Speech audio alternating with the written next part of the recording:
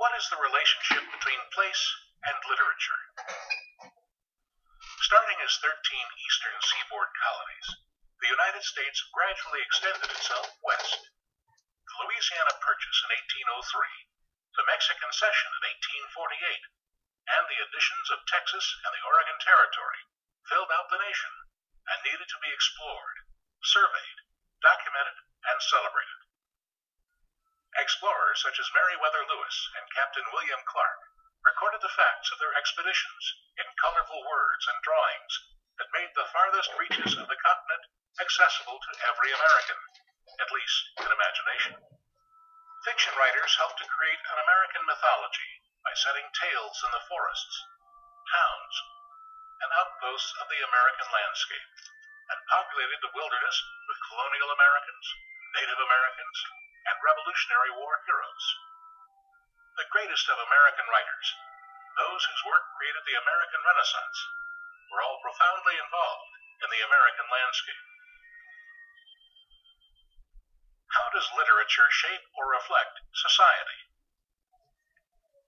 Everything in America was rolling on the fast track, especially on the iron network of railroad tracks that crisscrossed the country.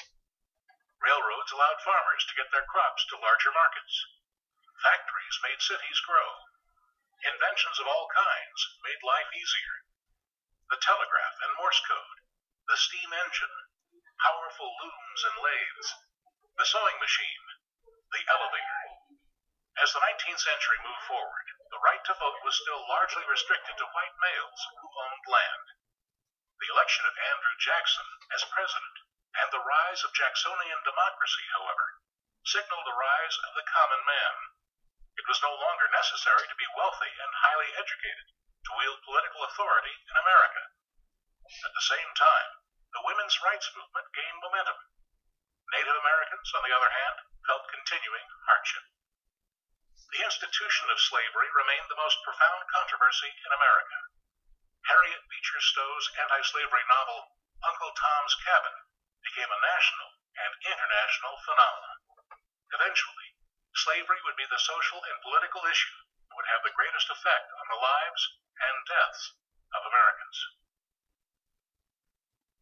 What makes American literature American? During the American Renaissance, American writers found their own voices. Emerson, Thoreau, Poe, Dickinson each contributed to a recognizably American style, but no one sounded as utterly American as Walt Whitman. Americans delighted in tall tales about the superhuman lumberjack Paul Bunyan, the African-American steel driver John Henry, and real-life backwoodsmen such as Daniel Boone and Davy Crockett. Romanticism had two faces, one bright and optimistic, the other dark and shadowed by evil. Emerson and Thoreau saw human beings as fundamentally good.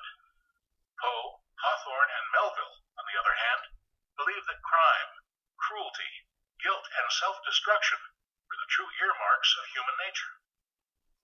During the American Renaissance, writers explored both sides of the romantic impulse. The 18th century had seen the Declaration of Independence. The 19th century saw declarations of cultural independence. Self-reliance is key to why the American Renaissance happened at all. Literary culture had begun to grow. Journalism and education prepared the ground. But it was extraordinary individuals who made it happen. Self-reliant men and women who thought for themselves and refused to let social, political, religious, or cultural institutions overwhelm them. As you read, consider how the literature in this unit helps you to explore these essential questions.